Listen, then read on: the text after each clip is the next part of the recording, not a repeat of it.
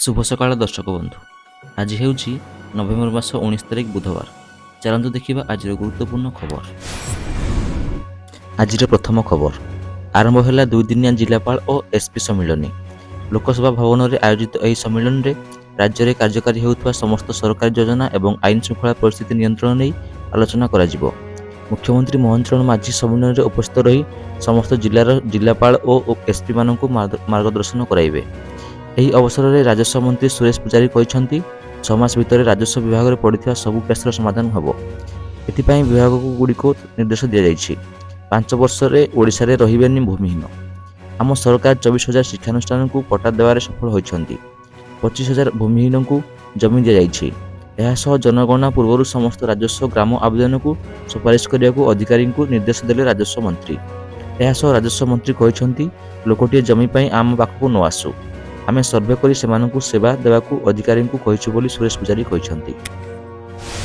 परवर्ती खबर जिलापाल मानंकु मुख्यमंत्री मोहन माझी 9टी परामर्श दैछंती। सेगुड़िक हला प्रथम दुर्नीति हटाओ, सचोट और साधुता पर जिलापाल को निर्देश। दुर्नीति रे सरकार बदनाम हेले बरदास्त करा जीवनी। द्वितीय अधिक क्षेत्र परिदर्शन कर। तृतीय शासन प्रशासन में टेक्नोलोजी व्यवहार कर। रियल टाइम डाटा व्यवहार कर समस्या समाधान कर। अभियोग शुणाणी को प्राधान्य दे जिला स्तर में लोकों अभियोग शुण। ओडिया अस्मितार सुरक्षा प्रशासनिक स्तर में ओडिया भाषार बहुल व्यवहार कर। सरकार नोटिस विज्ञापन ओडिया भाषा प्रकाश करने को निर्देश। षष्ठ सोशल मीडिया जरिया सरकारी सूचना व्यापक करंतु। सप्तम आउटसोर्सिंग कमाओ, राज्य स्तर में पीएमयू एवं जिला स्तर में आउटसोर्स करा जाऊ। ए अभ्यास को समीक्षा करी छाड़ंतु। सरकारी कार्यालय को आसुवा निर्वाचित प्रतिनिधि को सम्मान दियंतु। गादीमड़ा बाबू को चिन्हट कर बदलांतु। मुख्यमंत्री कहते आमे भित्तिभूमि को गुरुत्व देउछु। भित्तिभूमि बढ़िले शिल्प, कृषि, स्वास्थ्य क्षेत्र में अभिवृद्धि हेबो। शिल्पायन में आधुनिक टेक्नोलोजी प्रयोग करा जिवो। ओडिशा जनसंख्यार 60% कृषि उपर निर्भरशील। विविध चाष करी आमे अर्थनीति को आगक नहीं पारिबा। दुर्नीति को सरकार बर्दास्त करिवे नाही। आईएएस अधिकारी ठारू नै चतुर्थ श्रेणी अधिकारी समस्त क्षेत्र में दुर्नीति और अनियमितता कले तांकु धरा जिवो। विजिलेंस विभाग कार्यानुष्ठान नेब। सरकार कठोर होगा केबे पछाइबे नाही बोली कहिसंती मुख्यमंत्री। परवर्ती खबर भद्रक पुलिस चढ़ाऊ 12 बांग्लादेशी अटक। एक्शन ने पुलिस खोजी खोजी बांग्लादेशी अनुप्रवेशकारी को चिन्हट करा जाउछि। सोमवार दिन केन्द्रापड़ार बांग्लादेशी अनुप्रवेशकारी को चिन्हट पाई विभिन्न स्थान में चढ़ाऊ चलता बेले आज भद्रक में चली छानबीन। भद्रक जिला विभिन्न स्थान में चढ़ाऊ कर 12 जन अण ओडिया को चिन्हट कर समस्ते विभिन्न स्थान में फेरी बेपार करती। तेबे प्राथमिक भाव एमाने मुर्शिदाबाद अंचल बोली कागजपत्र जमापड़ी। यही घटना पुलिस अधिक तदंत जारी रखी। अटक थिबा लोके केबे और केउं दिन भद्रक में रोचंती से नहीं चली खोलताड़। परवर्ती खबर दिल्ली विस्फोरण पर कोर्ट उड़ाई देवाकू धमक। दिल्ली लालकिला मेट्रो बाहर आत्मघाती बोमा विस्फोरण तदंत जारी रही। सोमवार मामलार एनआईए द्वितीय जन को गिरफ्तारी करिछि। मंगलवार गिरफ आतंकवादी जासिर बिलाल वान को कोर्ट को चालाण पूर्व मिली बोमा धमक। दिल्ली रे पटियाला कोर्ट रे बोमामाड़ करिया नहीं धमक आसी। आज मंगलवार पटियाला कोर्ट रे सेशन जज को निकट में गिरफ जासिर को हाजर करिया पूर्व यही धमक आसी। साकेत और 30,000 कोर्ट को बोमा धमक मिलता नहीं बार एसोसिएशन सूचना देछि। साकेत बार संपादक आईनजीवी अनिल बसया कहते बोमा धमक पर कोर्ट कार्य 2 घंटा धरी बाधाप्राप्त होता। एवं कोर्ट कार्य पुणी थे आरंभ होइछि। परवर्ती खबर पाकिस्तान को धमकाइला भारत। भारतीय सेना मुख्य जनरल उपेंद्र द्विवेदी पुणी थे पाकिस्तान को एक कड़ा चेतावनी देइछन्ति। से कहते भारत आतंकवादी एवं सेमानक समर्थक मान प्रति समान आभिमुख्य बजाय रखिबो एवं आतंकवादर कड़ा जवाब देव। जनरल द्विवेदी कहते ऑपरेशन सिंदूर केवल एक ट्रेलर थिला, जहाँ मात्र 88 घंटा मध्य शेष हो गला। आम भविष्य में जेकोसी परिस्थिति पर संपूर्ण प्रस्तुत। यदि पाकिस्तान आमको सुजोग दिए तेबे आमे सेमानक पड़ोशी देश सहित केमिति व्यवहार करा जाए ताहा शिखाईदेबु। पाकिस्तान सीमापार आतंकवाद प्रसंग में जनरल द्विवेदी कहते जे नुआदिल्ली पाकिस्तान सहित मुकाबिला करने नुआ नीति ग्रहण करुछि। जदि पड़ोशी देश भारत को टार्गेट करुवा आतंकवाद गोष्ठीगुड़ी को समर्थन जारी रखे तेबे यह तांको पई एक चैलेंज हेबो। से कहते भारत प्रगति एवं समृद्धि उपर ध्यान देउछि। ଯଦି କେହି ଆମର ପଥକୁ ବାଧା ଦିଅନ୍ତି ତେବେ ଆମକୁ ସେମାନଙ୍କ ବିରୋଧରେ କାର୍ଯ୍ୟାନୁଷ୍ଠାନ ନେବାକୁ ପଡ଼ିବ। ପରବର୍ତ୍ତୀ ଖବର, ବାଲି ମାଫିଆଙ୍କୁ କଡ଼ା ନିର୍ଦ୍ଦେଶ ଦେଲେ ମୁଖ୍ୟମନ୍ତ୍ରୀ। ବାଲି ମାଫିଆଙ୍କୁ ସାବାଡ଼ କରିବାକୁ ଜିଲ୍ଲାପାଳ ଓ ଏସ୍ପିଙ୍କୁ ନିର୍ଦ୍ଦେଶ ଦେଇଛନ୍ତି ମୁଖ୍ୟମନ୍ତ୍ରୀ। ଖାଲି ବାଲି ମାଫିଆ ନୁହେଁ, ଚୋରା ମଦ କାରବାର କରୁଥିବା ଲୋକଙ୍କୁ ବି ଗୋଡ଼ାଇ ଗୋଡ଼ାଇ ଧର, କାହାରିକୁ ଛାଡ଼ ନାହିଁ। ଯିଏ ବି ବେଆଇନ କାମ କରୁଛି ତାକୁ ତୁରନ୍ତ ଧର, ଦରକାର ପଡ଼ିଲେ ଡ୍ରୋନ୍ ଟେକ୍ନୋଲୋଜି ସାହାଯ୍ୟ ନିଅ। ମୁଖ୍ୟମନ୍ତ୍ରୀଙ୍କ ଏଭଳି ବୟାନ ପରେ ଚୋରା ମଦ କାରବାର କରୁଥିବା ମଦ ମାଫିଆ ଓ ବାଲି ମାଫିଆଙ୍କ ମହଲରେ ଚହଳ ପଡ଼ିଯାଇଛି। କାହାର ଆଉ ନିସ୍ତାର ନାହିଁ।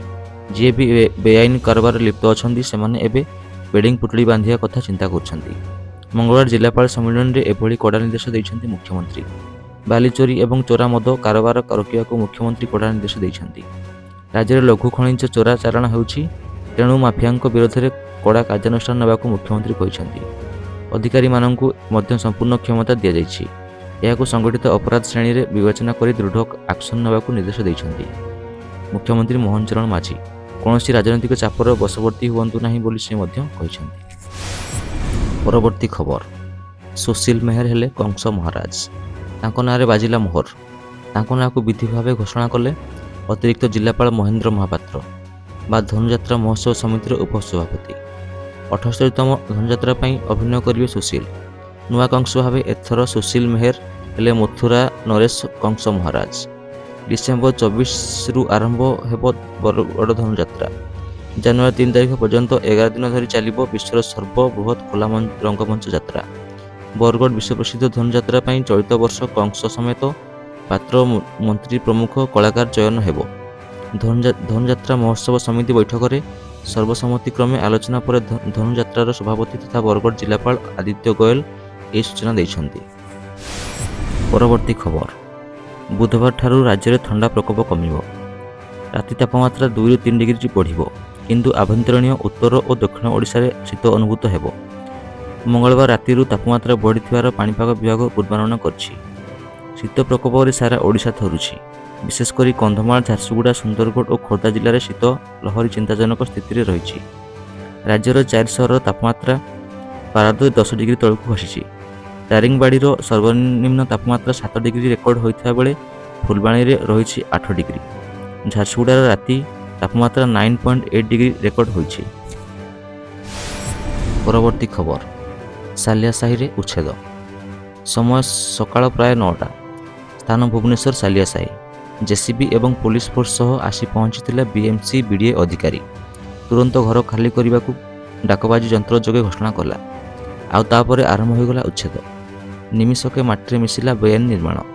ସବୁଠୁ ବଡ଼ କଥା ହେଉଛି, ଘର ବଞ୍ଚାଇବା ଲାଗି ନିଜ ଜୀବନକୁ ଖାତିର ନ କରି ଜେସିବି ଆଗରେ ଶୋଇପଡ଼ିଥିଲେ ଲୋକେ। ସେହିପରି ଆଉ ଏକ ଦୃଶ୍ୟ ମଧ୍ୟ ଦେଖିବାକୁ ମିଳିଥିଲା। ଘର ଉଚ୍ଛେଦ ବେଳେ ଆଉ ଜଣେ ବସ୍ତି ବାସିନ୍ଦା କୋର୍ଟ ପେପର ଧରି ଘର ନ ଭାଙ୍ଗିବାକୁ ଅଧିକାରୀଙ୍କ ନିକଟରେ ଦାବି କରିଥିଲେ। ଏହାରି ଭିତରେ ପୁଲିସ ଓ ବସ୍ତି ବାସିନ୍ଦାଙ୍କ ମଧ୍ୟରେ ହୋଇଥିଲା ଖଣ୍ଡଯୁଦ୍ଧ। ସ୍ଥିତି ନିୟନ୍ତ୍ରଣ କରିବାକୁ ଯାଇ 3 ଜଣଙ୍କୁ ଉଠାଇ ନେଇଛି ପୁଲିସ। ଆଜିର ଶେଷ ଖବର, ବାଂଲାଦେଶର ପୂର୍ବତନ ପ୍ରଧାନମନ୍ତ୍ରୀ ଶେଖ୍ ହସିନାଙ୍କୁ କୋର୍ଟକୁ ମୃତ୍ୟୁଦଣ୍ଡାଦେଶ ପରେ ସାରା ଦେଶରେ ବ୍ୟାପକ ହିଂସା ଦେଖାଦେଇଛି।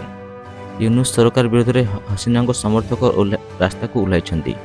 ଆଜି ବାଂଲାଦେଶ ବନ୍ଦ ଡାକରା ଦେଇଛି ହସିନାଙ୍କ ଆୱାମୀ ଲିଗ୍ ପାର୍ଟି। ମାନବତା ବିରୋଧ ଅପରାଧରେ ଗତକାଲି ଶେଖ୍ ହସିନାଙ୍କୁ ଅନ୍ତର୍ଜାତୀୟ ଅପରାଧ ଟ୍ରିବ୍ୟୁନାଲ ଦୋଷୀ ସାବ୍ୟସ୍ତ କରିବା ସହ ମୃତ୍ୟୁଦଣ୍ଡାଦେଶ ଦେଇଥିଲେ। ଏହାପରେ ହସିନାଙ୍କ ସମର୍ଥକମାନେ ରାସ୍ତାକୁ ଓହ୍ଲାଇ ଦଣ୍ଡାଦେଶର ବିରୋଧ କରିଛନ୍ତି। ସ୍ଥିତି ନିୟନ୍ତ୍ରଣ କରିବାକୁ ପୁଲିସ ଲାଠିଚାଳନା କରି ଓ କିଛି ସ୍ଥାନରେ ଗୁଳି ଚାଳନା କରିଥିବା ସୂଚନା ମିଳିଛି। ଅଣାୟତ୍ତ ହୋଇପଡ଼ିଛି ବାଂଲାଦେଶ ରାଜଧାନୀ ଢାକାର ସ୍ଥିତି। ପୁଲିସର ଦମନ ଲୀଳା ଦେଖି ହସିନାଙ୍କ ସମର୍ଥକମାନେ ରାସ୍ତା ପାଖ ଦୋକାନରେ ଲୁଚିଯିବାକୁ ଚେଷ୍ଟା କରିଥିଲେ। ପୁଲିସ ସେମାନଙ୍କୁ ଖୋଜି ଖୋଜି ବାହାର କରିଛି। ଢାକାରେ ବିଶୃଙ୍ଖଳାକାରୀଙ୍କୁ ଦେଖିବା ମାତ୍ରେ ଗୁଳି ଚଳାଇବା ପାଇଁ ୟୁନୁସ୍ ସରକାର ନିର୍ଦ୍ଦେଶ ଦେଇଛନ୍ତି। ଏହା ସତ୍ତ୍ୱେ ଆୱାମୀ ଲିଗ୍ ସମର୍ଥକମାନେ ରାସ୍ତାକୁ ଓହ୍ଲାଇ ପ୍ରତିବାଦ କରୁଛନ୍ତି। ଆୱାମୀ ଲିଗ୍ ପାର୍ଟି ଆଜି ବାଂଲାଦେଶ ବନ୍ଦ ଡାକରା ଦେଇଛି। ୟୁନୁସ୍ ଇସ୍ତଫା ଦେବା ପର୍ଯ୍ୟନ୍ତ ଆନ୍ଦୋଳନ ଚାଲିବ ବୋଲି ହସିନାଙ୍କ ସମର୍ଥକ କହିଛନ୍ତି। ନିଜେ ଶେଖ୍ ହାସିନା ଟ୍ରିବ୍ୟୁନାଲଙ୍କ ରାୟକୁ ପକ୍ଷପାତପୂର୍ଣ୍ଣ ବୋଲି କହିଛନ୍ତି। ବନ୍ଦ ସମୟରେ ସ୍ଥିତି ନିୟନ୍ତ୍ରଣ କରିବାକୁ ପୁଲିସ ବ୍ୟାପକ ବ୍ୟବସ୍ଥା କରିଛି।